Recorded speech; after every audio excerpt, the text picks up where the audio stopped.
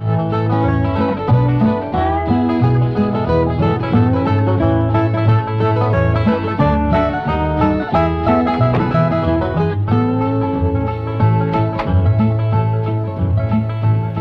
to come for a swim and see me in pond, Granny? Not me, child. If the Lord had wanted me to swim around in water, he'd have given me fins. Oh, you sure are gussed up. Where you going? I'm going shopping for our Thanksgiving victuals. I hear your beau's coming to eat with us. I ain't got no beau. Your pa says so. Mr. Drysdale's stepson. You know, the one they call Sonny. Shucks, I ain't never even seen him. The way your pa tells it, he's coming to court you and spark you. What does that mean? You don't know what courting and sparking is? No. No, I guess you wouldn't at that. Well, when I get back, you and me better have a little talk. Have you ever been courted and sparked, Granny? Honey?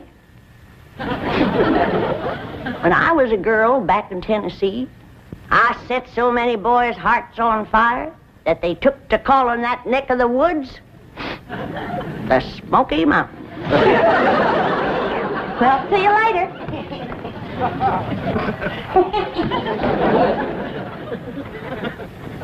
Daisy, you old heartbreaker. You still got it. That's the truth. Who you stepping out with? Ain't stepping out with nobody. I'm going to the supermarket. What's a supermarket? I don't know. I reckon it's kind of like a general store. But that's where you have to go to buy your victuals out here. And there's some things I need for that Thanksgiving spread. Oh, say, speaking of Thanksgiving, we can use the big fancy eating table. I just finished notching the last pot passer. Think they'll reach? Well, I don't know. Let's give them a try.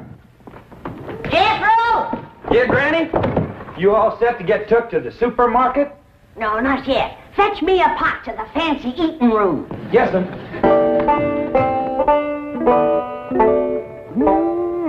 That sure is a mighty fine eating table.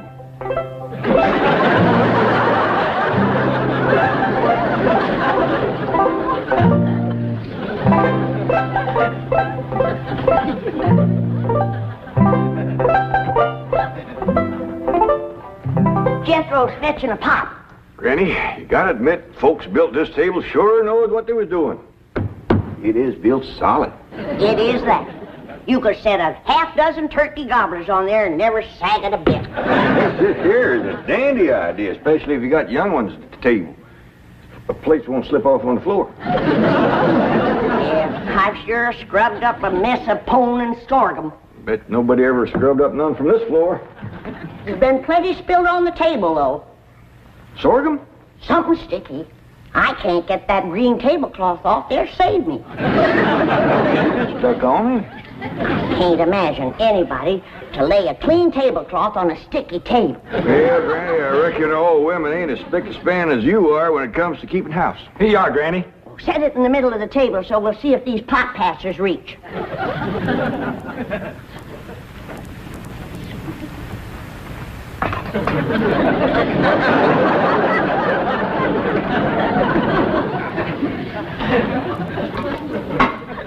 Yeah, I reckon that'll do the trick all right. Ted, maybe you better whittle some sharp points on a few of them, and then we can spear the meat and pass it. Good idea, Granny. I'll do that. How do you reckon the folks that lived here before us passed things? Well, they probably had a big family and passed from hand to hand. That reminds me, we're having 5 for our Thanksgiving meal.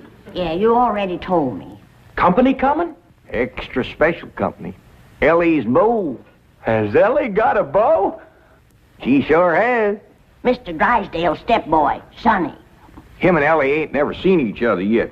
Sonny and his ma just come in from Boston. But Mr. Drysdale says his boy will be just happy to come a-courting Elly. I won't. I have never submitted to a blind date before, and I refuse to do it now. Sonny, dear, do it justice once for your daddy. He's not my daddy. He's your husband. All right, then. Do it for stepdaddy. It seems to mean a great deal to him. Mother, I'm the most popular man on the campuses of 3 universities. Vassar, Wellesley, and Smith. To those girls, I'm an idol, to be worshipped. I can't just date anyone. Sonny, dear, it might be fun to date someone new. Someone young and lovely and charming. For her, yes. But how do I know what she'll look like? No, I can't. I can't. It might cause too much of a trauma, Mama. But your stepdaddy says she's very attractive. And it seems that she's the daughter of his wealthiest depositor, whom he wishes very much to please. Mother, what kind of a man have you married? He's selling me for a rich man's gold. It's sordid! Oh, it is sordid! It is sordid! No, my precious baby.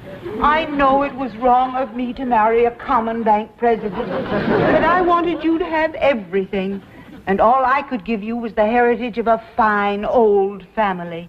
But it takes money, too, darling. Money, I hate that word. Makes the rich the social equal of us. Oh, no, dear. It could never do that. I wish you'd read the thesis I wrote on economics last week. Money and why it is not important. You know, for a boy who's been going to college for 17 years, you haven't learned much. Milburn, you must not throw it up to Sonny that he keeps going to college. He's trying to find himself. Don't take my advice. Don't look. Come on, dear. Let Sonny get dressed for his date. I'll draw him a nice hot bath. Try not to drown. Daddy? Just a moment, Daddy. You called me Daddy.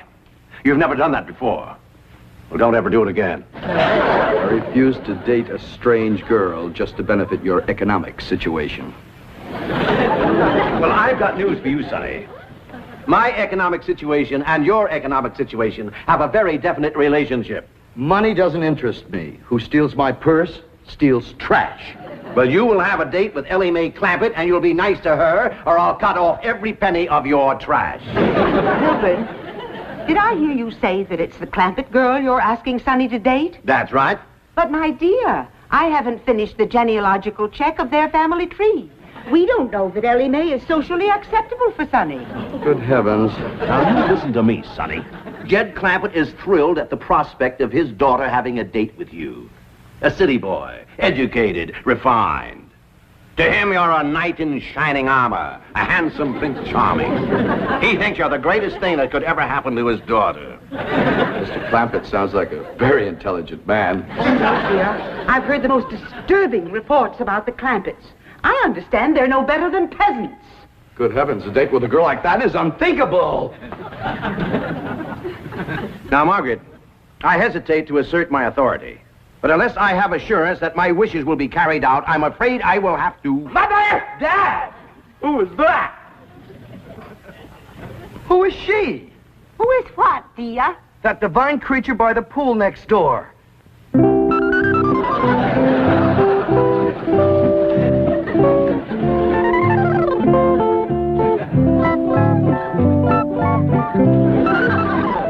That's the Clampett girl, Elly May.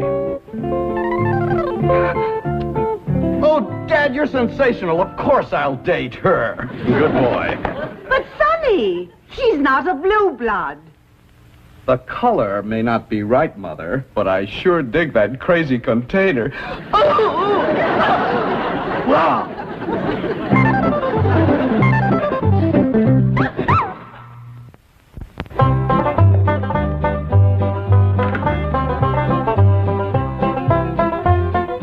Granny, you wearing perfume?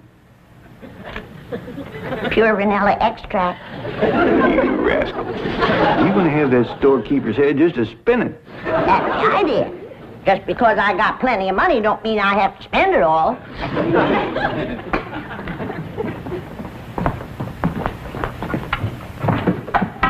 Howdy, Paul. What you doing? Oh, I'm fixing some turkey stickers for a company meal. Oh, say, Elly, Yeah, Paul. is there anything you don't know about the birds and the bees? No. How come you to ask?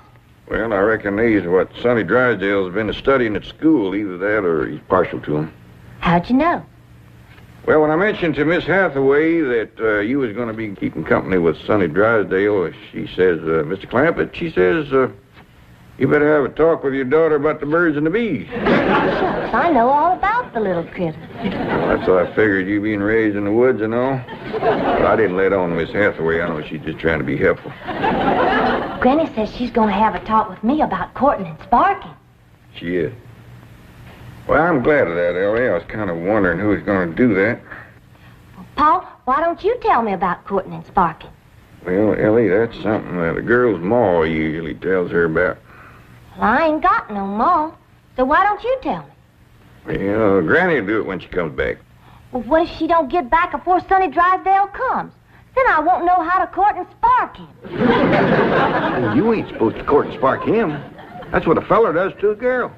How? What does he do? Well, you get yourself all slicked up, shaves real close, shines his shoes, puts on a stiff collar and a clean shirt. And he goes to calling on the girl, toting a nice big store-bought box of candy. Hot diggity dog, I'm gonna like courting and sparking. It's only the courting part. I ain't got to the sparking yet. What's that like, Paul? Well, she invites him to come in the parlor and sit. And they usually sit on a sofa or something, him on one end, her on the other. Yeah?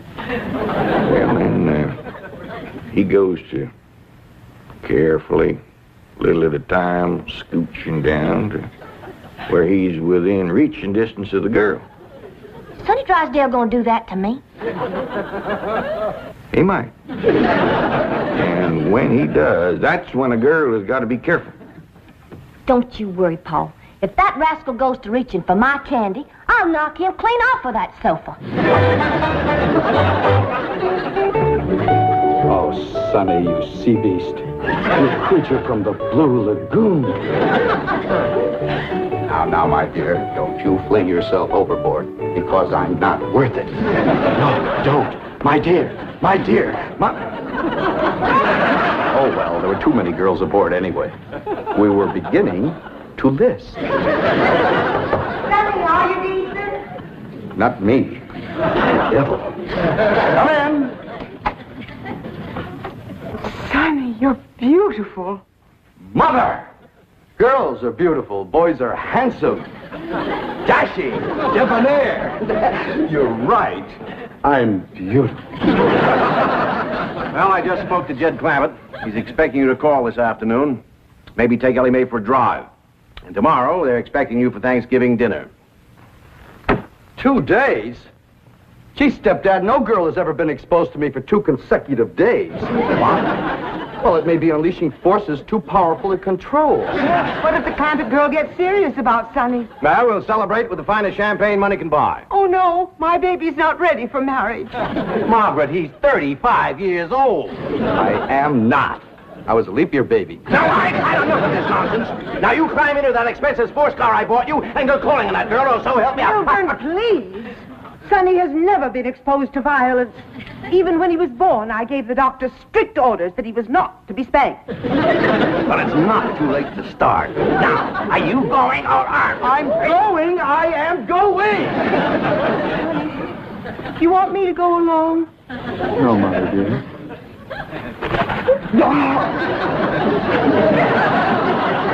For meat, Mr. Sonny? Why, no trouble at all. Hey, there, whack off as much as you want. Dad, he's back from the supermarket. What darnation is that? That is what you call a shopping cart.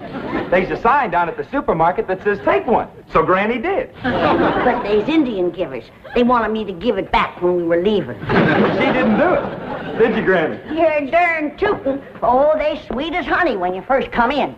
But they give you a heap of trouble when you start to leave. What kind of trouble, Granny? Well, first you stand in a line with a kind of a gate. And at that gate there's a woman. She looks at what you've got.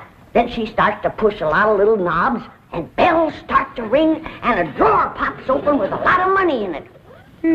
Doggy. Then she tells you how much money to give her. She says to me, that'll be $28.25. And I says, now you make up your mind. Is it 28 or is it 25? And she says to me, she says, that's 28.25. Well, I seen I wasn't getting no place with her. So I give her the benefit of the doubt, and I plunked down 28. A quarter and 3 pennies.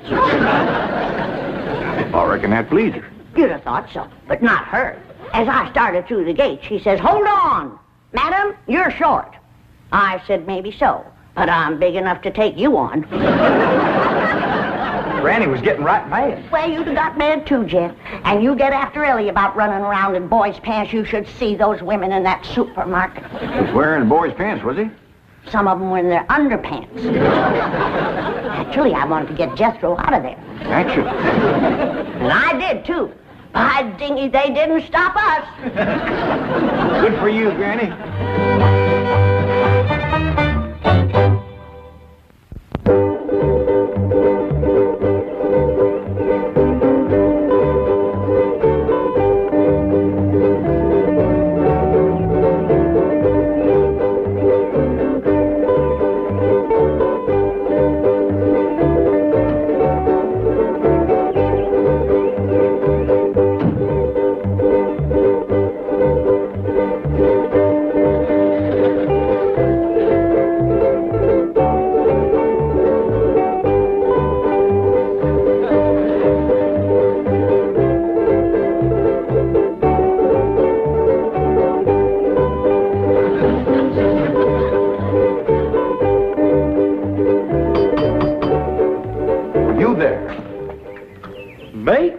Yes, you. Does that weird-looking vehicle belong to you? No, sir. Can you move it? I reckon so. Please do. It completely spoils the effect of my imported 190. What should I do with it? Oh, I don't care. Just get it out of sight. Hide it somewhere. Yes, sir. Sonny Drysdale to see Miss Clampett. Oh, come in, come in.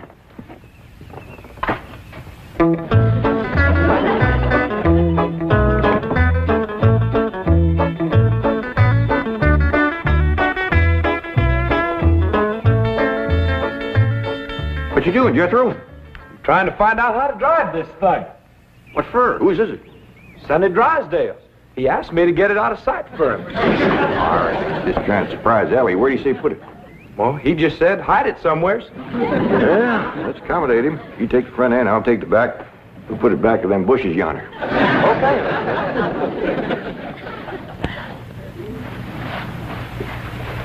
Is he toting a box of candy, Granny? It sure is, honey. All tied up with ribbon.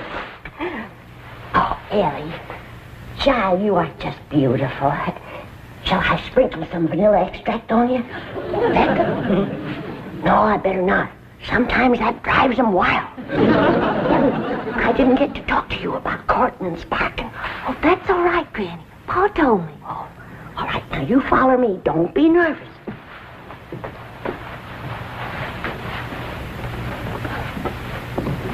Here she is, Mr. Drysdale. Thank you. You're beautiful. Divine. Never mind me. Say something nice to her. Hold it just a moment. What a vision you are. What a picture you make. From your golden hair down to your... It's that for me? Yes, it is. Bet y'all can guess what it is. Try. It's something sweet, Exquisitely sweet. something yummy, The yummiest. something all girls like. You guessed it, it's me. You can sleep with it under your pillow. You want to come into the parlor? What are we going to do in there? Talk about the birds and the bees. Well, Scooby. Do. You peasant girls don't beat around the bush. Miss Clampett, my lips long to taste your lovely hand.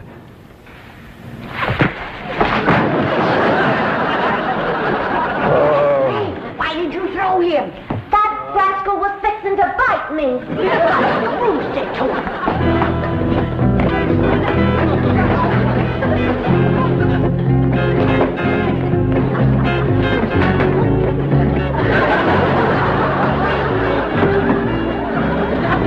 My car, where is it? Oh, it did good, ain't it? Ain't nobody can find where we put it. Big oaf, I'll destroy you.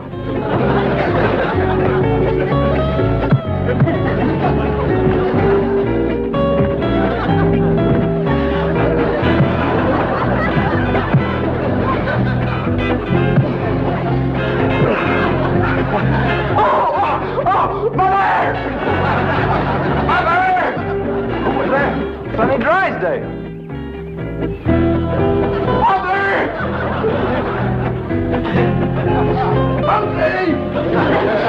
Mean critter, Jed. Yeah, Pa, he bites.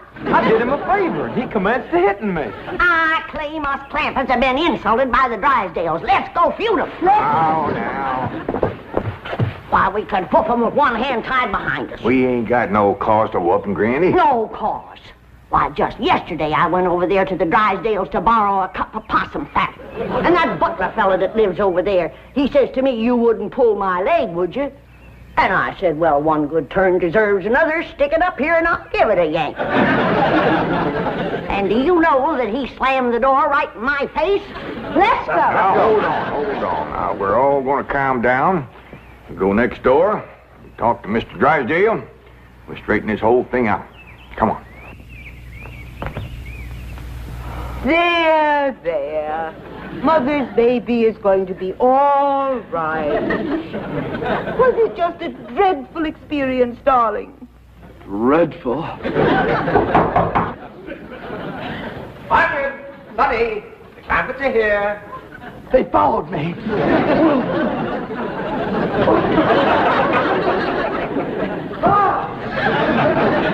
Come in. Where's Sonny? Here I am. Well, we've straightened out the misunderstanding, and now these people have something they want to say. Well, Sonny, I reckon this is all my fault. I'm sorry I wasn't to the door like a proper paw had ought to been. And I'm sorry I throwed you, Sonny. And I sure do thank you for that nice picture you give me. And I'm sorry you hurt your hand hitting me, Sonny. Now, me and Jethro was sorry that we hid the automobile. We towed it back over and set it down in front of your house.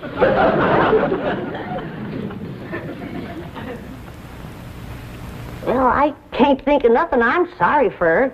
But we sure would be proud to have you all come and take Thanksgiving victuals with us.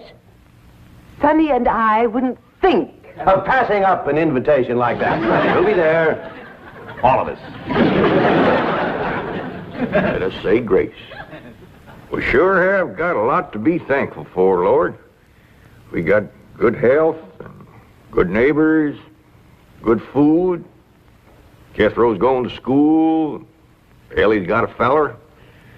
I guess everything is just about fine, and we sure do thank you. Amen. Amen. Amen. Amen. Well, Jethro, hand out the pot passers and the meat stabbers, and let's get at it.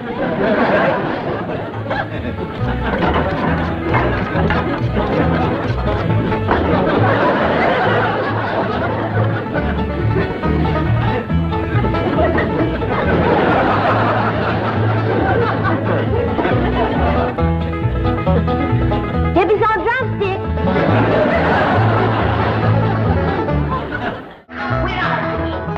Come on. Granny, there's a lot of darn nonsense. Come on, it ain't no such thing. Now, it ain't gonna hurt you none. I got things to do. The first thing you gotta do is sit down here and get your hair cut. My hair don't need cutting. If it gets any longer, I'll have to braid it. I declare, you fight hair cutting like a steer fights branding. Well, the last time you cut my hair, you did brand me.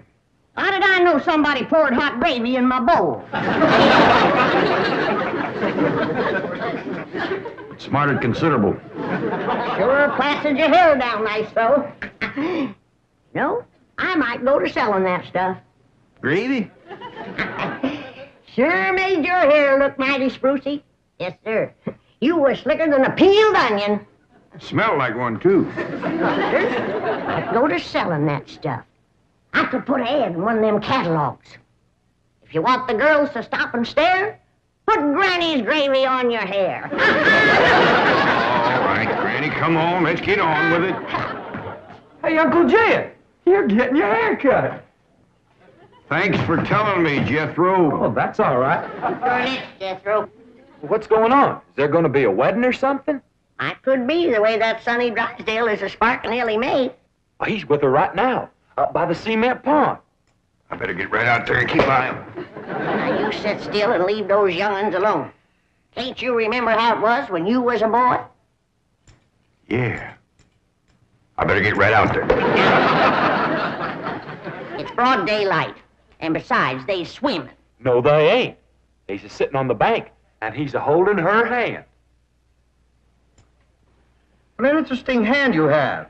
I see a man, a handsome Harvard man. Where? Right there on your heart line. Oh, that's just the one I got from picking up toes.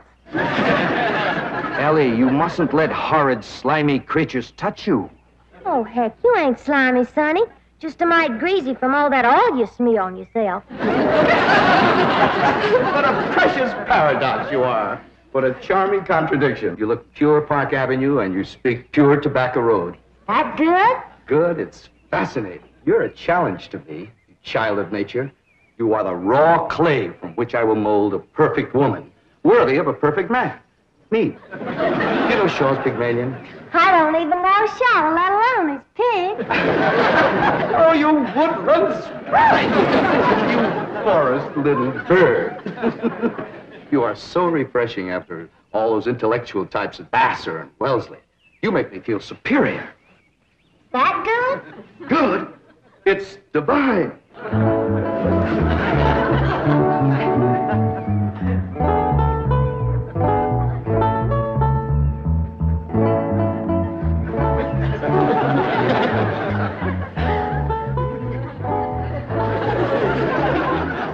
I am Caesar, and you are a fair-skinned captive, a barbarian slave. Shall I drag you through the streets of Rome behind my chariot? Or shall I throw you into the arena with my lions? No, Caesar has other plans for you, my little savage. You shall be my slave, yes, but only the invisible bonds of love shall make you my prisoner. Come, I shall strum upon my lyre and recite odes to your beauty.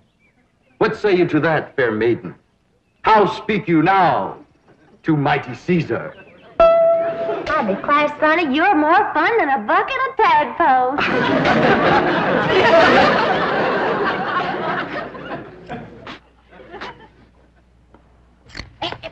Sit still, I'm liable to lop off a ear. Well, doggone it, Granny, hurry up. I gotta get out there and keep an eye on Sonny and Elly. You want me to go out and see what they's up to, Uncle Jed? Now, you just sit still, the both of you. I'd expect Elly May to get a husband if you don't let the boy spark her. Well, Elly ain't never been learned about such things. Jed, sparking is like breathing. You don't learn to do it. Somebody slaps you and you go at it. Boy slaps. Now, I declare you're wiggling worse than a worm in a bait bucket. You want your daughter to be an old maid? Of course not. Next year she'll be too old to get a husband. She's almost 18. That old. Sure is. She done waited too long, Uncle Jed.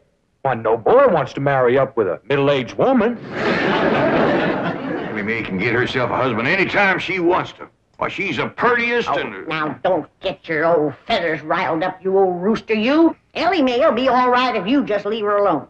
Well, I ain't sure Sonny Drysdale's good enough for her. He's considerable older than she is. Well, don't worry about that, Uncle Jed. His family lives a heap longer than most folks. Yeah? Yeah. Sonny told me that there's been a member of his family a-living in Boston since 1632. Well, that rascal's over 300 years old. Oh, he was a greening you. Yeah, you sure swallowed a whopper. No, ma'am. Sonny's honest. Why, he's so honest, he has to have somebody do his lying for him. Do his lying for him? Yes, sir. Why, I heard him call through the hedge to Elly. He says, I'm coming over to serenade you, and I'm gonna bring my lyre. Veni, vidi, vici. The world lies conquered at my feet. And yet, I tremble at the nearness of this flaxen-haired barbarian. Could it be that the invincible Caesar is about to be vanquished? Not by the spears and arrows of the Gallic tribes, but by Cupid's dart? Yes, fair maiden, you have done what your fierce kinsman could not. You have brought mighty Caesar to his knees. Come, I will take you to my palace, and there compose odes to your beauty. See yon window, 'tis the emperor's suite. There I shall woo you. Mother! That's my room, and those are my binoculars. You're not supposed to spy on the emperor.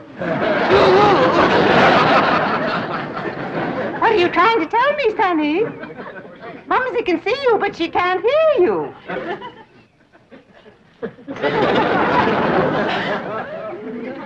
Yes, darling, Mumsy is watching.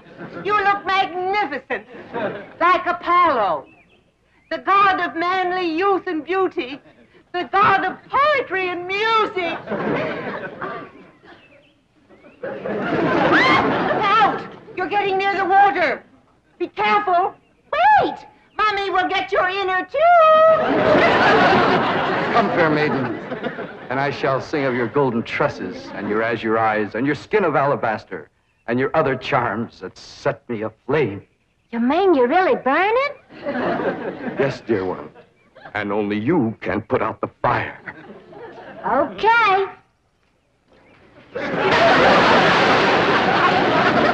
How's that, Sonny? You feel better now?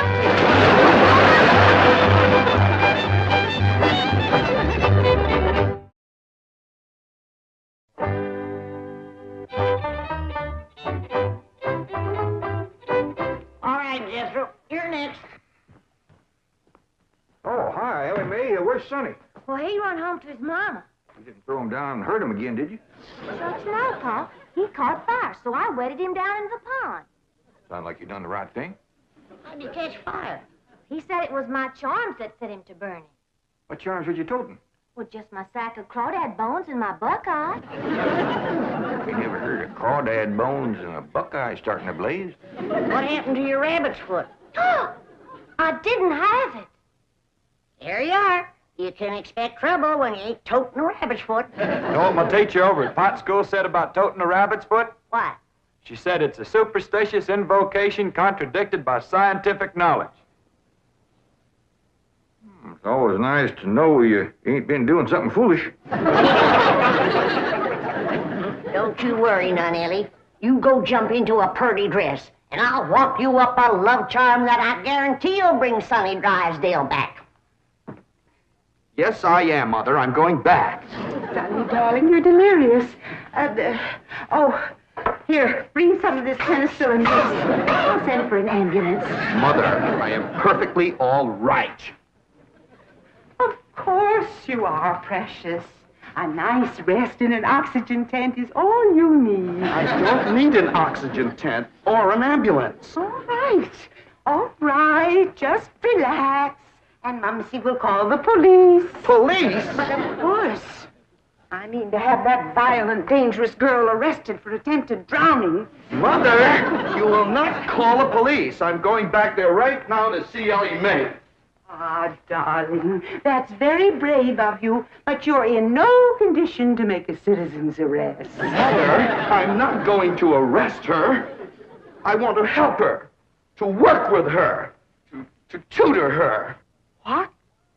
She's like a wild, wonderful jungle cat, and I'm going to tame her. Sonny, you are delirious. I'll call the doctor. Mother, my mind is made up. That girl needs me. For the first time in my life, somebody really needs me. I need you. The whole world needs you. Elly May Clampett needs me, and I need her. I'll be her Pygmalion, and she'll be my Galatea. Sonny, you're not becoming emotionally involved with that creature. She's not a creature, Mother. She's a girl. A wild, wonderful, beautiful, ravishing girl. Yes, I am becoming emotionally involved. Sonny, I forbid it. She's not socially acceptable for my baby. Mother, I'm not your baby anymore. I'm a man in search of a woman.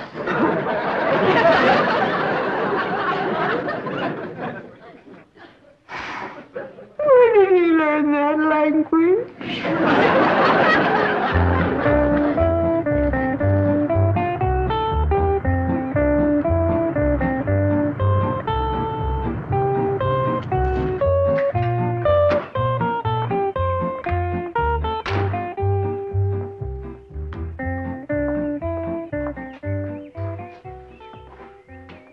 Hello, Duke. You noble veteran of the chase. Are you homesick for your forest paths and mountain trails? You look like a cashier waiting for the bank examiners to arrive.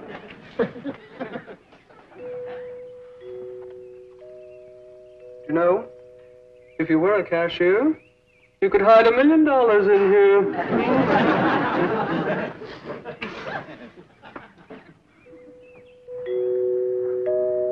There goes that music again. Did you ever find out where that's coming from? No, sir, I didn't. Every time I went to looking for it, somebody always come to the door. This time I'm gonna find it for sure. You see? Oh, bonjour, Jethro. Oh, howdy, Miss Hathaway. No. When I say bonjour, Jethro, you say bonjour, Mademoiselle Jane. Now say it. Bonjour, Mademoiselle Jane. Bonjour, Mademoiselle Jane. That's very good, except for the mwah sound. Must be soft. Mwah. What? No. Watch my lips closely. Mwah. Try that. Mwah. Try it again. Mwah. Well, that's closer. Try again. Mwah. Once more. Mwah. Close in on her, Jethro. Oh, Mr. Clampett, I was attempting to teach Jethro to articulate the Gallic diphthong. No matter what fancy name you call it, he ain't very good at it. He'll learn. But now to the purpose of my visit. Is Sonny Drysdale here? No, but he will be. Granny's out in the kitchen whomping up a love charm for Elly to give to him. She said it'll bring him on the run. Mr. Clampett, I am reluctant to disillusion you about so-called love charms, but they are mere superstitious invocations and have been proved to be completely ineffective. Granny sets great store by him.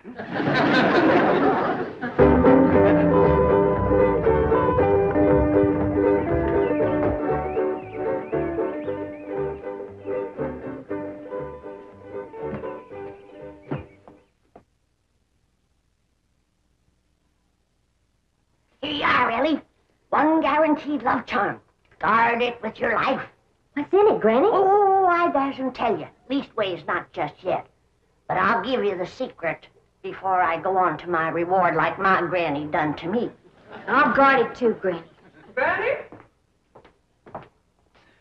Granny, Mr. Clampett tells me that you've conjured up some sort of love charm for Elly May. Right here it is. It's made out of all secret stuff. That is ludicrous, irrational, sophomoric, and pure hokum. You didn't even guess one ingredient. No, Granny. Don't you come spying. I'm telling you for the good of the country. If the secret of this love charm ever got out, I shiver to think what might happen. I wouldn't want it on my conscience. Hear me now, mongrel. Neither sleep, nor snow, nor vicious beast shall keep me from the side of my beloved.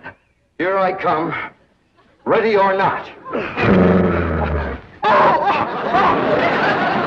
So, you still think it won't work, huh? That is correct. All right, Elly. Open up the pouch, Mike. Now, when I drop this starching powder in it, quick close it. Press it to your heart. And say, darling, darling, my true love, come a-swooping like a dove. Darling, darling, my true love, come a-swooping like a dove. This is Elly! Elly! I have flown to your side in spite of all danger. What fate, what power have I to thank for giving wings to my feet? That little old charm maker, me.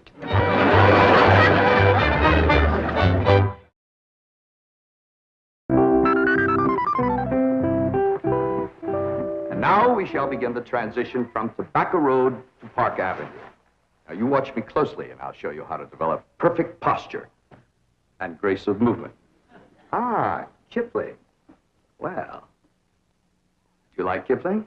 I don't know. I ain't never kibbled. Oh, you are a challenge, you ravishing rustic, you child of nature. Now here, you try it. There we are. Now walk. Oh. You'll have to try that again. Now sit down. Now watch me. We walk as though upon a cloud, and we glide with lissom grace. And as we walk, we always keep a smile upon our face. What's he doing? Out there is some Kipling. He's trying to burn it to Elly. This is how you sit in a chair, smoothly and gracefully. There ain't no chair where he's a-sitting. I know. What do you reckon's wrong with that rascal? Appears to me he's about 2 bricks shy of a load. Turn old Duke loose so we can go in there and protect Elly. Now we'll practice diction and intonation at the same time. How now, brown cow? How now, brown cow? What's he talking about? He thinks old Duke is a cow. You best fetch Granny. Appears to be she's thrown too strong a charm on that boy.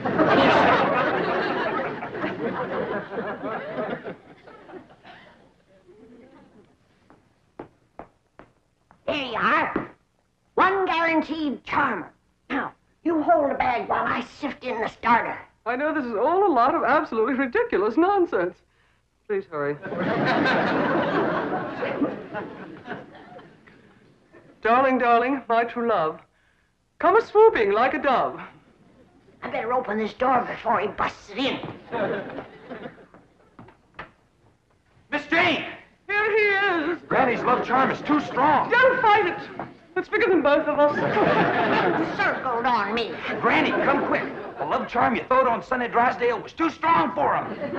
Thank you, Granny. How now, brown cow?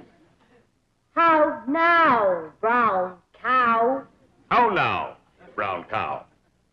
How now, brown cow? How's it going, Uncle Jed? Bad. Now he's got Elly believing old Duke is a cow. Break the charm, Granny? I reckon so. I'll sprinkle him with some let-go powder. While you're at it, will you sprinkle some on Miss Jane? She's shutting off the blood to my arm. How now, brown cow? Secret powder, white as snow. Make the charm of love let go.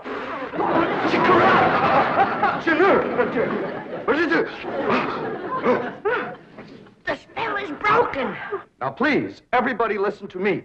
I must have complete quiet and concentration if I am to transform this bucolic beauty into a sophisticated debutante.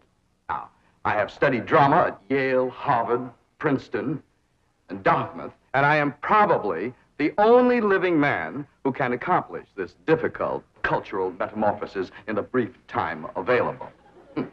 Now, everybody, please go while I transfuse into this simple, untutored mind the charm, the polish, the splendor that is Sonny Drysdale.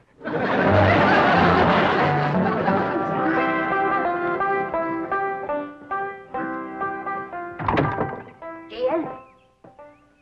Hi, Granny.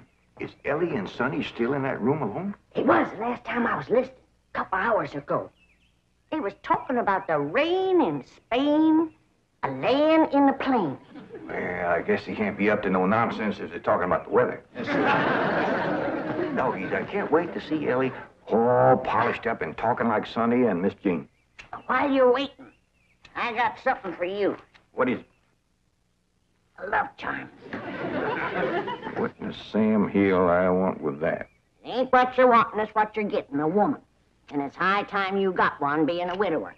Besides, the moon is right. That's why this stuff is working so high-fired powerful. So here. Well, I ain't interested in none of these la-di-da Beverly Hills women, so here. Well, they're interested in you, so here. Who said? Jethro says. Jethro don't know nothing, so here. I reckon Jethro ought to know what's going on in his own school. Besides, I saw her making sheep's eyes at you, so here. You caught who making sheep's eyes at me? Mrs. Millicent Schuyler Potts, that's who. Oh, now. You did? Educate a woman like that? Jethro says she asks for you every day. Oh, what'd she want with an old mountain goat like me? If I was to put a little starting powder in there, and you was to say the magic words, no woman could resist you. I don't hold with stuff like this. You're scared, ain't you? Oh, I ain't a scared. Then go ahead. I double dog dare you. Well. Open the pouch, you might. Now. Well, this is just a lot of doggone nonsense. Close it tight, clamp it to your heart, and say the words.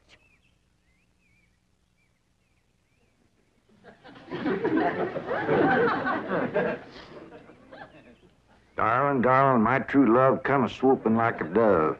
Where is he? Where's my dog? It's Mrs. Drysdale. Where is he? Oh, where is he? Oh, I tried to stay away, but I could not. He's mine, and no other woman shall have him. Drysdale, you're a married woman. Think of your husband. Control yourself. Care about my husband. I want my darling, and no one is going to keep me from him. I sure hate to have to do this, but... Sonny, where are you, Sonny? He's inside with Elly May. Now, if you just calm yourself down, I'll go and get him. Thanks for coming, Miss Drysdale. Howdy, Ma. Was you a-hollering for me? They brainwashed you.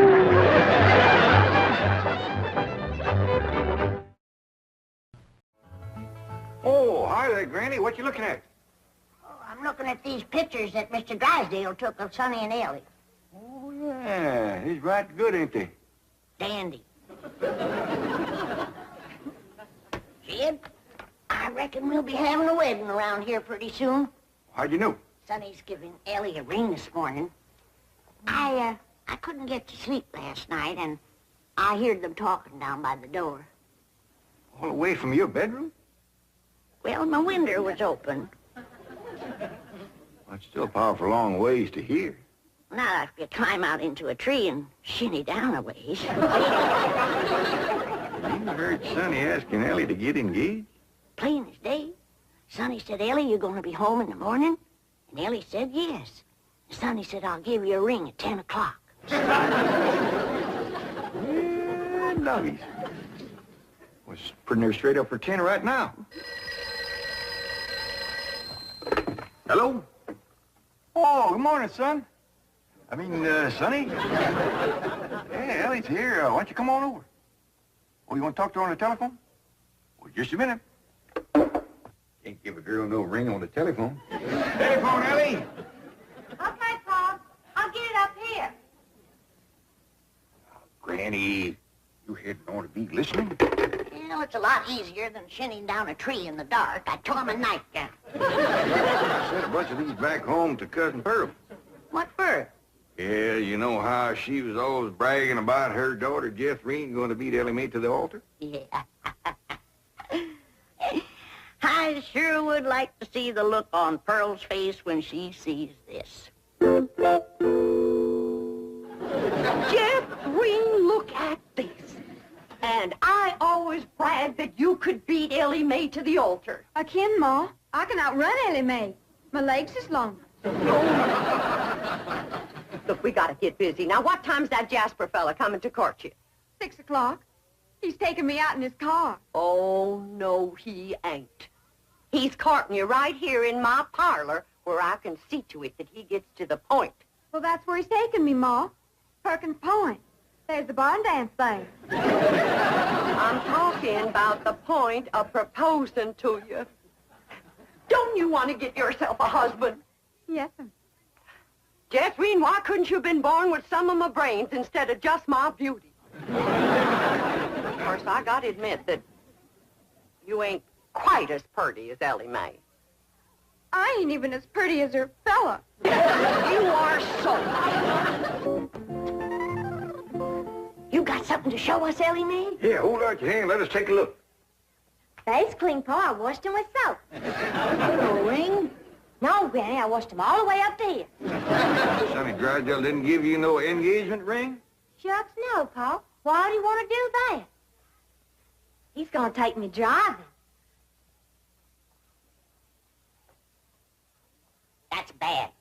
Out driving in broad daylight ain't no way to get engaged. What are you talking about? I proposed to your daughter out driving. In a horse and buggy, that's a heap different. Besides, that old mare of yours knew right where she was going. That way you could turn your attention on Rosella. That's the truth. But out driving in an automobile in city traffic, with all them cars trying to hit you, by the time you turn your head to say, will you, somebody has. There's no two ways about it. That child is going to need help to track that Sonny Drysdale. Elly May don't need to trap no man to get him. Every man that ever got get was get that way. Not me. We just happened to stop under a shady elm tree, and I proposed to your daughter on the spur of the moment. That spur of the moment of yours took us 6 months scheming and planning. Why, we even trained that old mare of yours to stop under that shady old elm tree.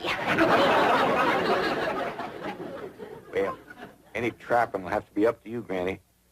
I wouldn't know what to do except I held a shotgun on Sonny. Well, I'll study on it. Them city fellers might be different.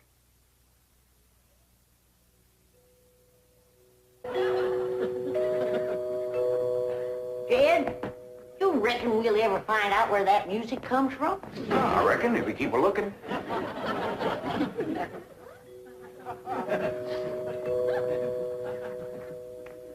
You're wasting your time a-looking for that there music. I've looked for it a dozen times, and before you can find it, somebody will come a-rapping at the door. See? Told you.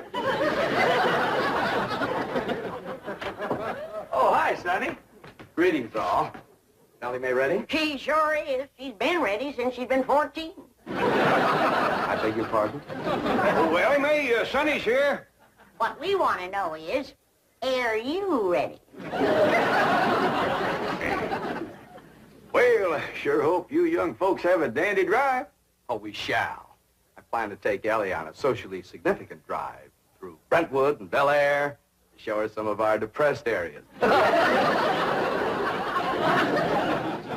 Howdy, Sonny. Elly May! You look positively divine. So do you, Sonny. I know. Don't you bite me. Elly May, a kiss on the hand is a very proper greeting. Oh. Come on, everybody. Kiss Sonny's hand. Please, never mind. We're on our way. Well, have a nice drive, y'all. Yep. And if you pass under a shady elm tree, it won't hurt none to stop for a spell. There they go. Quick, Jethro, start up the truck while I get the reticule. Where you going? To follow them. Now, hold on, you two. You can't follow Sonny. He'll see you. They won't know who we are. We'll be wearing dark glasses. He'll think we're a couple of Beverly Hills movie stars out for a drive. Come on off that truck. Come on.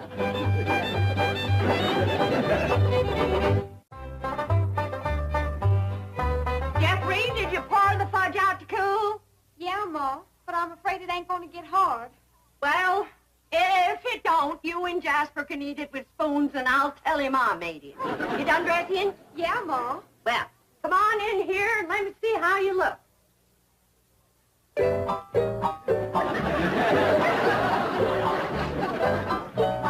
Turn around, let me see your sash. You do get the bow straight. Now, I want you to bring out them pillowcases you've been embroidering for your hope chest. The ones with his and hers worked in French knots.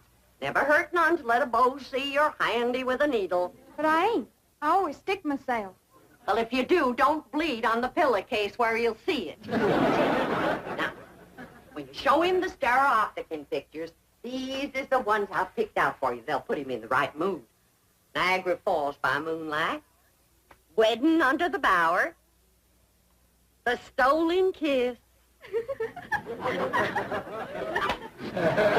Lily and Russell in tights. Oh, never mind. Now, what are you going to play on the pump organ for him to show off your music talent? How about Russell O'Spring? That's a dandy, full of runs and trills. And then there's the part where you cross your hands. Oh, I tell you, Jethrine, that's one place you got it over your cousin Elly May playing the pump organ. Them hands can stretch pert near 2 octaves. And them feet is made for pumping. Well, it's almost time for Jasper to get here. How do you feel, darling? I feel like I'm gonna throw up. My baby shoes. Aren't they cunning? Awfully stiff. I don't see how you ever walked in. Mother had them bronzed. Didn't help much. They're still stiff. What's this thing? Oh, that's my teddy bear. His name is Pooh. Would you like to kiss him? Well, not especially. I guess you'd rather kiss me. I'll kiss the bear. Oh, I guess you're not in a very romantic mood. A little music will remedy that. You like to dance? I ain't never tried. Well, you're in for a divine experience. I'll teach you. Now watch.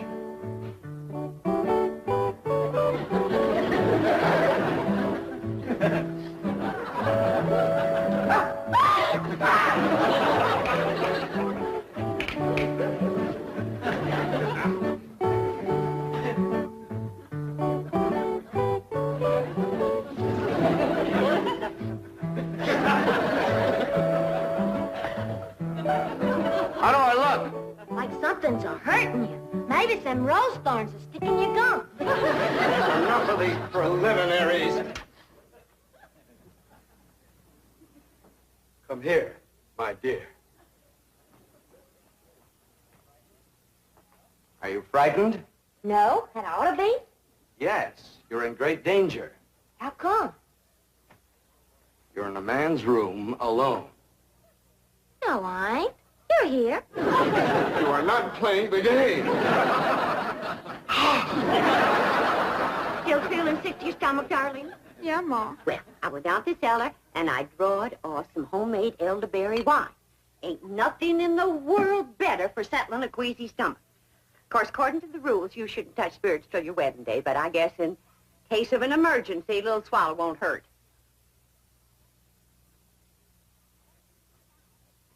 I know it's a mite bitter tasting, but try and force a little down. It'll make you feel better. Now, just a little more, Jeffy. Do it for your ma. Jasper will be here any minute now.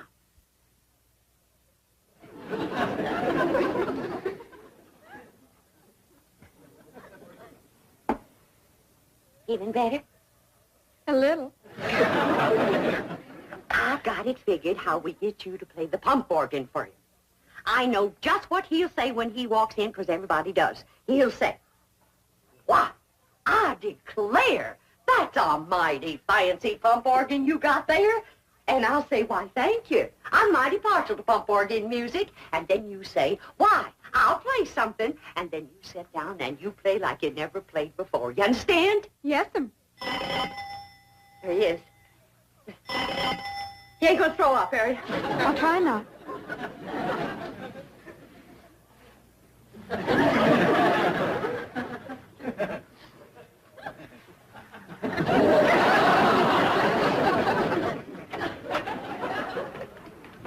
Evening, Miss Bodine. Why, Jasper Depew, what a surprise. Jethrine, honey, look who's here. Evening, Jethrine. Jeffrey's had a little nervous upset. I reckon it's the strain of all those beaux that come a-courting. I swear I gotta sweep 'em out of this parlor every day. Hey, that's a mighty fancy pump organ you got there, ma'am. Why, thank you. I'm mighty partial to pump organ music. In fact, I'd just love to hear some pump organ music right now. I'll play you something, ma'am.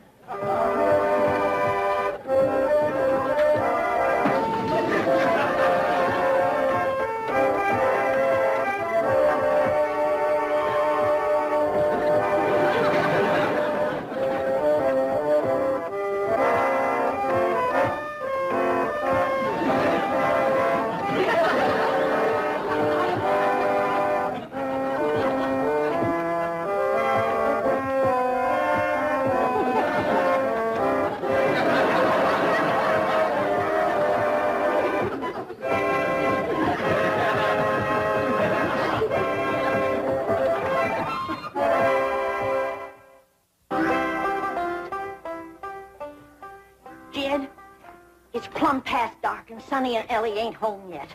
Where could they be? What are they doing? Are they engaged?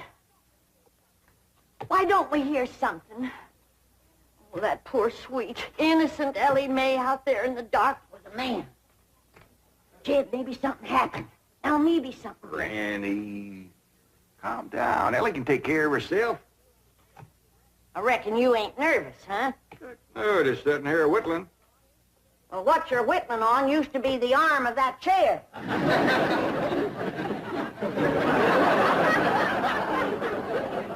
Reckon I am a mite nervous at that.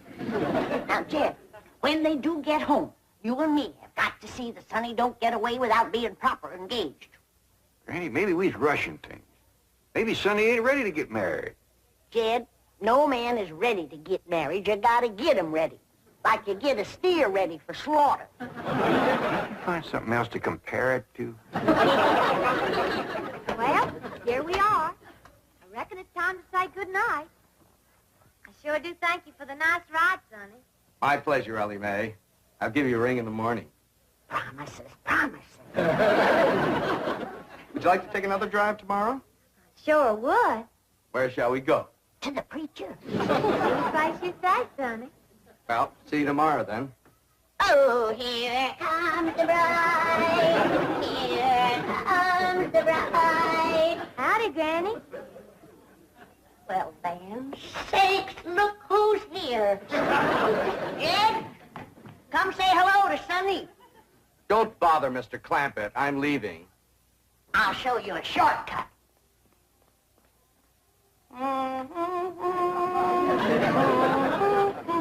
Howdy, Sonny. Good evening, Mr. Clampett. Jed, now's your time to have that talk with Sonny. What talk? About Elly May. I got nothing to talk to Sonny about, Elly. Oh, that's right. I'm the one that's going to talk to Sonny. You talk to Elly May.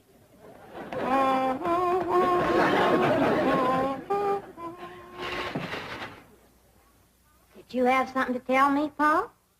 Well, I hadn't planned on it, but maybe now's a good time. Sit down. Elly, Yeah, Paul? women folks like your granny, your Aunt Pearl, seem to set great store by matchmaking. You just can't rest easy till everybody's paired up, and the sooner the better. Now, your granny wants you to marry up with Sonny Drysdale. Do you want me to marry up with him, Paul? Elly May, there's only one thing in the world I want for you, and that's to be happy. Do you reckon I'd be happy married up to Sonny? Only if you love him. Well, how do you know if you love somebody? Well, I can't exactly explain how you know, but when it happens, you know. You don't need nobody to shove you. You just can't wait to get married. How do you feel that way about Sonny? Well, I ain't sure. Do you reckon he feels that way about me? Now, tell me, how do you feel about getting married and settling down and raising a family? I find the notion completely repugnant. That's good. That's good. One man who simply cannot be monogamous. Fine and dandy. Tell me, how do you feel about Elly? I find her beautiful, charming, refreshingly different, but somewhat lacking in the social graces. What's that mean? Well, for example, she can't dance. Elly May Clampett? Why, she's got dancing in her soul. I'm her grandma, and I want you to know I was the best doggone dancer that ever came out of the Tennessee hills. And her paw can outstomp a riled-up mule. Come on, city boy. Us Clampetts is going to set your shoes to smoking. By the way, you young people can dance if you like. Not me. I'll go for some of that fudge.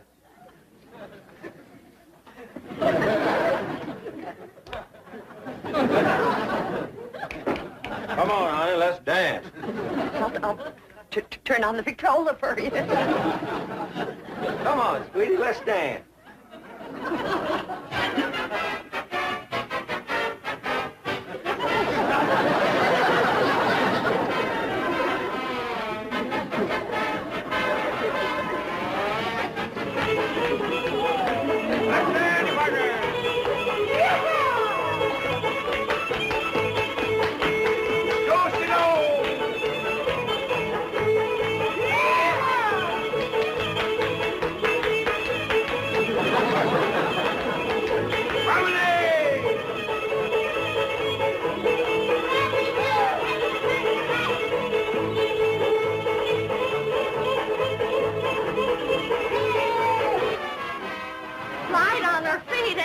You'd never know she was moving.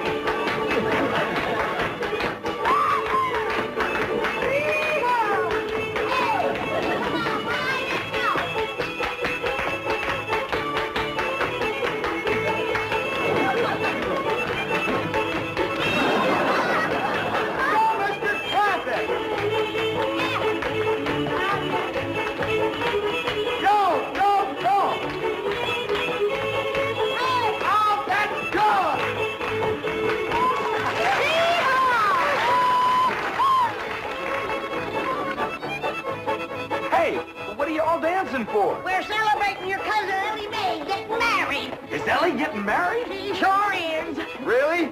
Who's she marrying? You. Me?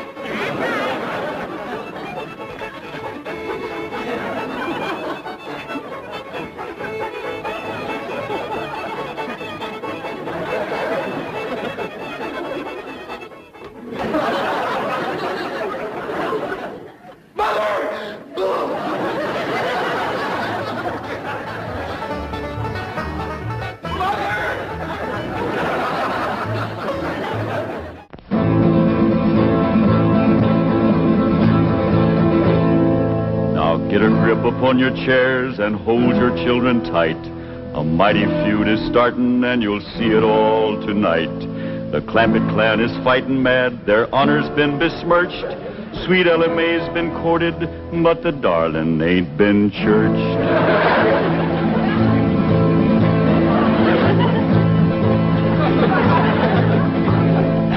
It was young Sonny Drysdale that courted her and fled. And now the Drysdale family will feel hot Clampett lead.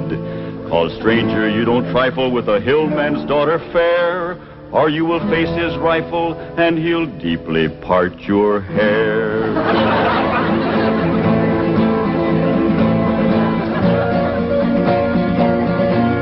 Now here's the handsome rascal that started this here feud. A Harvard, Yale, and Princeton man, a shifty city dude. His game was love and run away, 'cause that's the way he lives. But they don't allow such doings with their female relatives.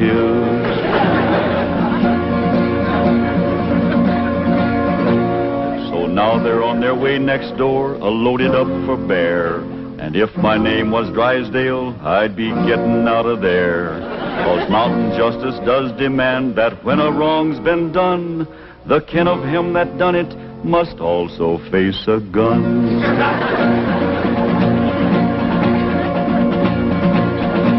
Now Sonny noticed Elly May beside the swimming pool, and when he seen her figure, he lost his yen for school. He wrapped himself up in a towel and played upon his lyre, and while he twanged, the songs he sang did set her. set her heart afire.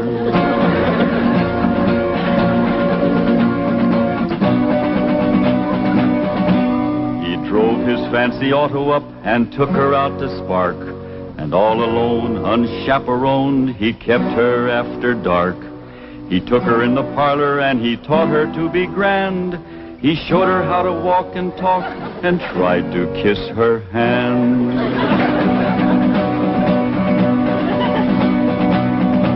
He took her to his private room to see his loving cup. And a man that wins a prize for that ain't on the up and up.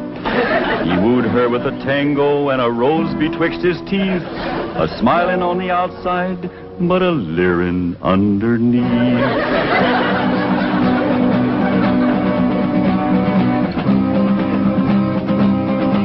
They even had a wedding dance and he joined in the fling. He brought along his dancing shoes but didn't bring no ring. The Clampetts was a planning for a wedding in the Vale, but they was duped. He flew the coop and went running back to Yale.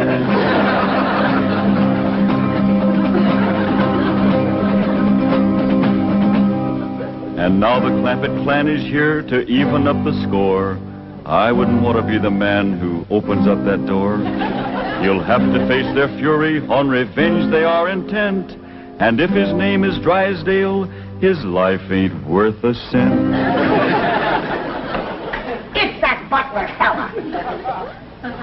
When will you Clampetts learn there are no possums to hunt in Beverly Hills? Ain't possums we's after, it's Drysdale. Well, they're not at home. Mrs. Drysdale returned to Boston with Sonny, and Mr. Drysdale's at the bank. Let's shoot him. There ain't gonna be no shooting unless it's talk first. When will Mr. Drysdale be home? Not until late this evening. That's talk enough. Let's go to shoot. Now, Granny, you can't shoot an unarmed man. That's right. I lost my head. Here. Now, when Jethro counts 3, we go at it. 1, 2.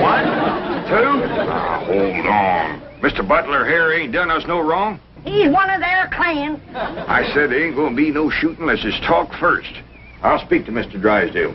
Thank you kindly, Mr. Butler. Yes. Thank you very kindly, Mr. Butler. Why didn't you ask him to dance with you? I was ashamed of you in front of these young'uns. Is that any way to learn them feuding? It takes my family to know how to feud.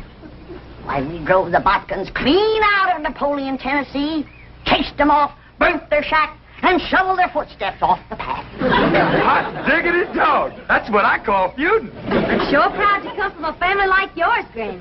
That's the Moses family. Too bad our blood is being thinned out, cooled off, and watered down with the Clampett blood. Now, Granny, you just simmer down to a boil. I'll see the right thing is done by my daughter. Jethro, you drive me down to the bank. Drysdale and me will have a man-to-man talk. Ain't you about a man and a half short?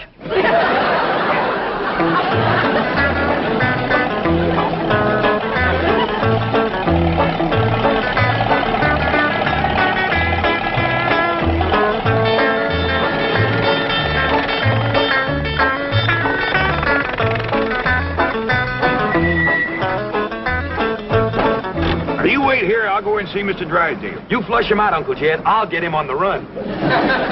Now, who told you to bring that? Granny, she says there's got to be one fighting man in the family. You just drive around a while and cool off. Pick me up here in about a half hour. Okay, Uncle Jed.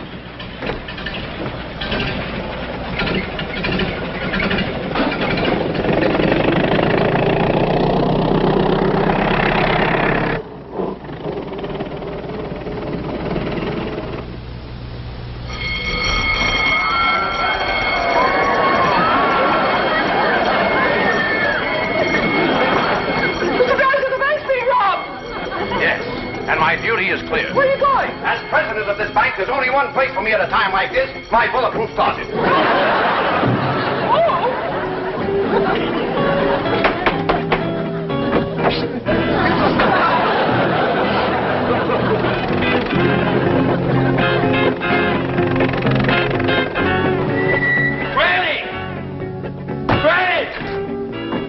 Granny! Elly May! Come quick! They captured Uncle Jed! Granny! Jethro says they got Paul. Come on, Granny. The Drysdale's got Uncle Jed. I dropped him off at the bank, and when I come back, they carried him off somewhere. Ambushed him, that's what it was. That butler feller.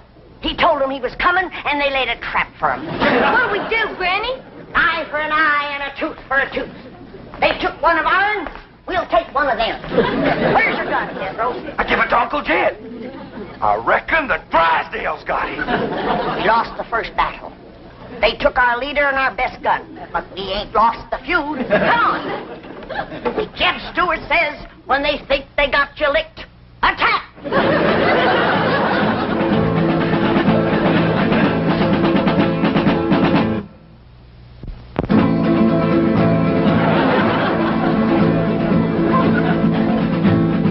Now the feud is growing hot, the Clampetts lost a man.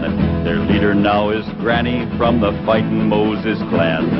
Granny learned her feudin' while a child on mother's knee, when the Moses drove the Botkins from Napoleon, Tennessee.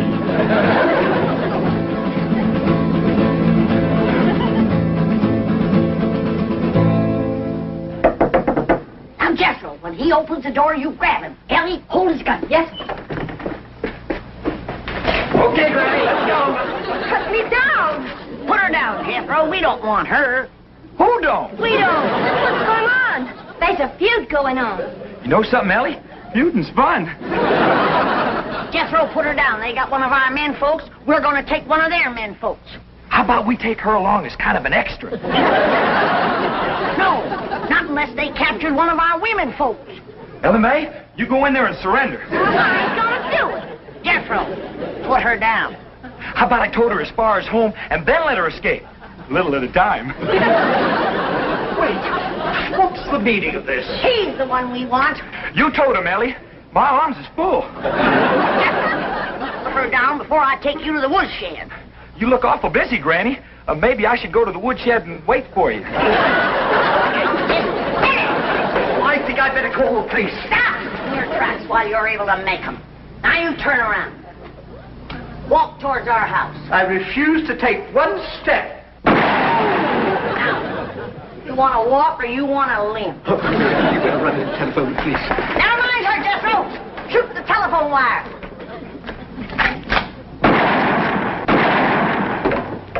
There's what's having your mind on women can do to you. It took you 2 shots to get that wire. Oh, Granny, I got 2 wires.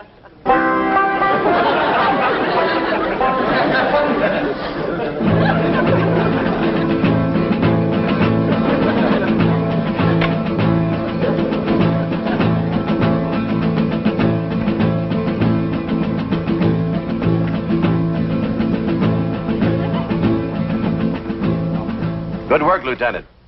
You've apprehended what is obviously a very dangerous criminal. I'm coming over and personally hand the reward money to you and your men. What's that? Oh, just to you. Very well. Miss Hathaway, perhaps you'd like to drive me over to police headquarters. You're interested in psychology? I'm completely intrigued with the subject. What's the connection? The fellow who tried to rob our bank must be a complete nut. They've got 2 psychiatrists with him. What are his psychotic symptoms? He claims to have $25 million.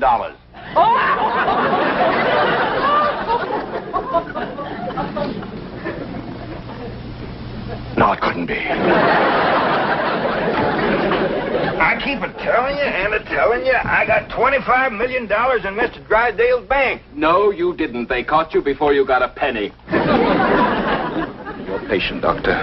Obvious delusions of grandeur. Now, tell me, about this bank attempt, did you have any accomplices? Any what? Confederates. Oh, yeah, Granny. She's a Confederate. She's a Tennessee Moses.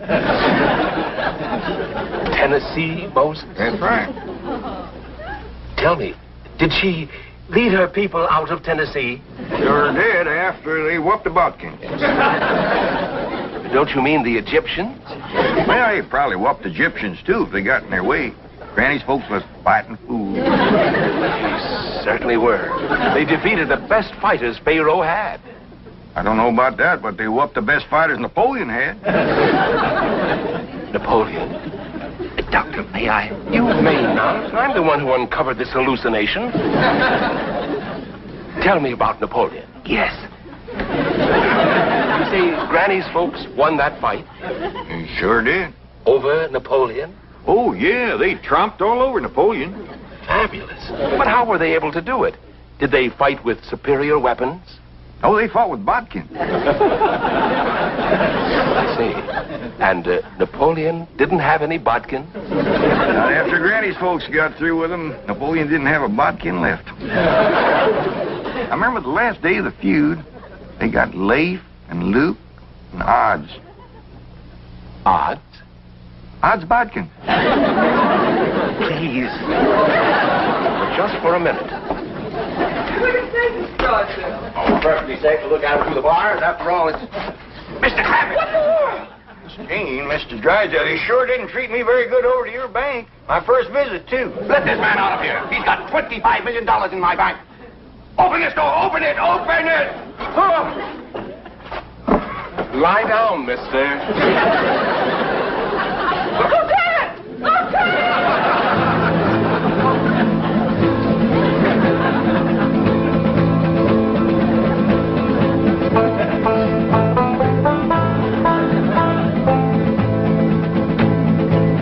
Got the prisoner all tied up, Granny. Good. Can I go back and get the other one now? No, you can't. You keep your mind on your feuding. Close the gates. Yes, ma'am. Throw up the barricade. Yes, ma'am. Good. Here. You walk safely while I check the lookout. Elly May! Any sign of the enemy yet? Not yet, Granny. All clear. Sound the alarm if you see a Drysdale coming. I will, Granny.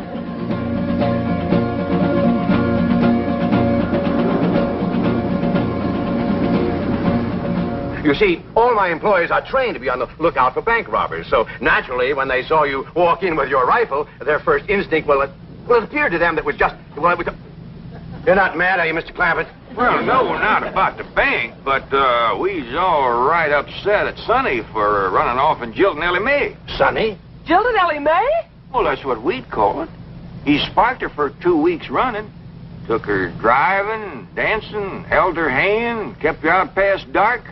Back where we come from, that's just the same as saying, will you? Provided the girl is 12 or better. Mr. Clampett, you have my word of honor. I had no idea that Elly May or it took Sonny seriously. Now, the moment we get to your house, I'm going to telephone Sonny in Boston. Get him on the first plane, and he'll be here tonight to propose marriage to Elly May. Well, now, that sure is going to smooth Granny's ruffled feathers. She's been madder than a barefoot centipede standing on a hot rock. She'll be happy when we get there. Yes, bless her sweet little heart.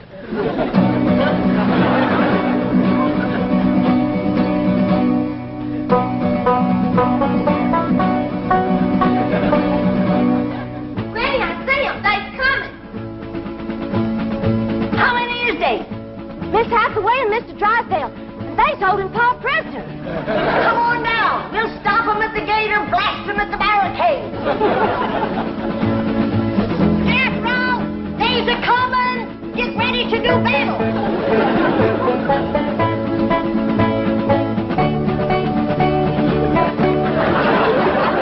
Clear your head in the presence of the stars and bars. They're getting to the gate. Take cover. Everybody inside. We'll shoot at them through the porthole.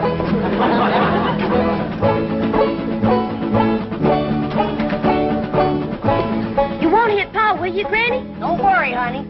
I can hit a new-laid egg out of the nest without budging the hen.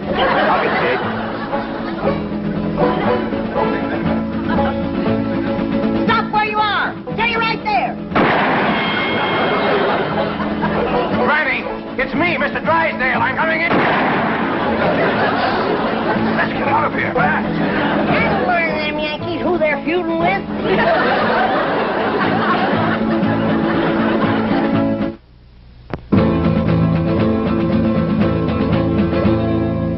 Now here's the Drysdale mansion where he's fleeing like a rat, since Granny put a bullet through his $20 hat. But even here he can't escape the scourge of Tennessee, 'cause she's got Elly spying from the tip-top of a tree. Granny, they took Pa over to the Drysdale's house. Come on down. We'll go get him.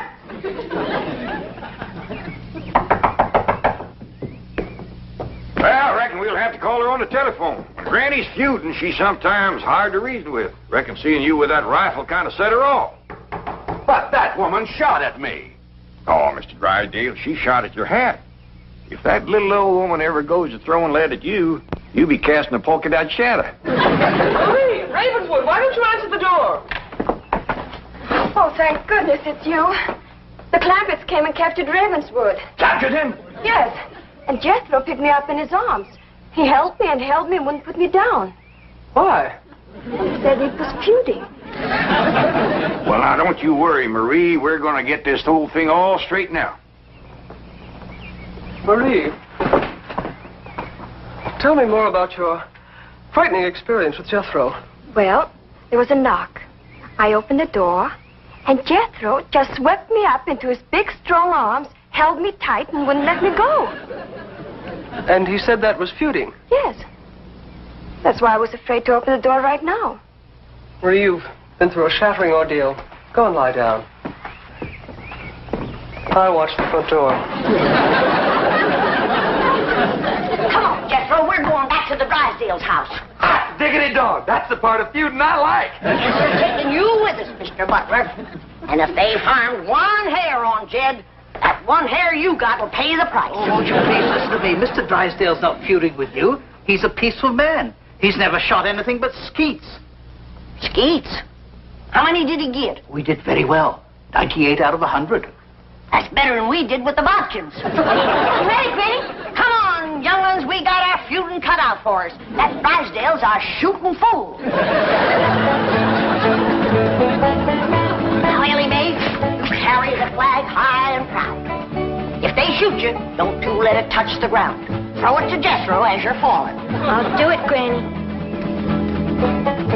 What'd you do that for? If there's any long-range shooting, they'll think he's one of us and drop him first. Forward! March!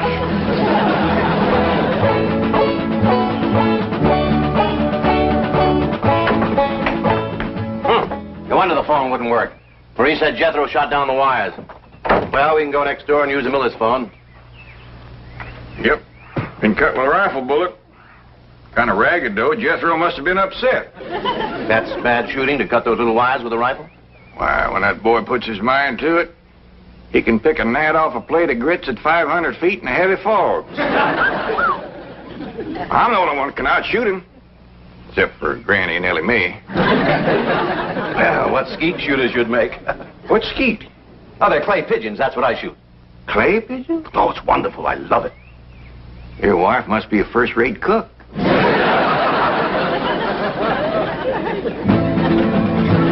Now here comes Granny's little band to free their leader, Jed. And anyone that blocks their path might just as well be dead. For though their numbers may be small, the flag that leads their way is the flag that led Pickett's charge at Gettysburg, PA.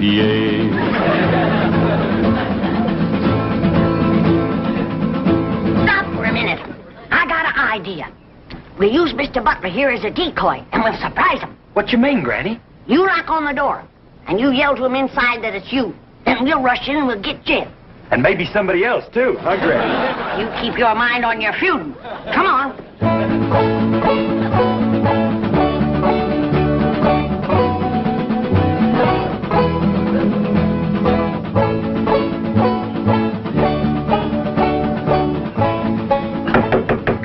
It's me, Ravenswood. Open up.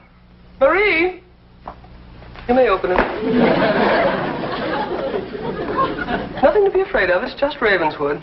Step aside, decoy. Elly, you guard him. Jethro. When they open the door, we'll rush him.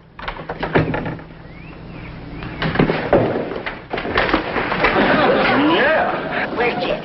What'd you do with him? Oh. Talk fast. Oh, he's not here. He's next door with Mr. Drysdale. Search the house, Jethro. Jethro! Jethro! Yeah, Granny? Put her down. She's light as a feather. Put her down and go look for your Uncle Jed. Now go search the house. Jethro, you're unfamiliar with the place. I'll show you around. What'd you do that for? A feud is a feud. Granny, here comes Mr. Drysdale. I'll pick that varmint off like I picked a bodkin. marking off a rail fence. Elly May, what in the world are you doing? Guarding the decoy, Pop. Ravenswood, you Boston Yankee, bear your head in the presence of our flag. See, our flag? My family came from Tennessee. Mine did too. Jed, I always did like this man. Why, sure, Granny, and he's going to make Sonny do the right thing by Elly May. What does that mean, Paul? Going to make Sonny come back here and marry you. I don't want to marry Sonny. You see, Granny, the whole doggone feud was for nothing. Not altogether, Jed. Why, we might never have known that Mr. Drysdale here was a fine gentleman from Tennessee. Yeah. Tell me, ever hear of the Moses family? Hear of them? Why, my mother's family feuded with them for years. You mean your mother was a bodkin? Drysdale, don't ask me why. I just commenced a running. You heard him. Run, you yellow bodkin, I am a Moses.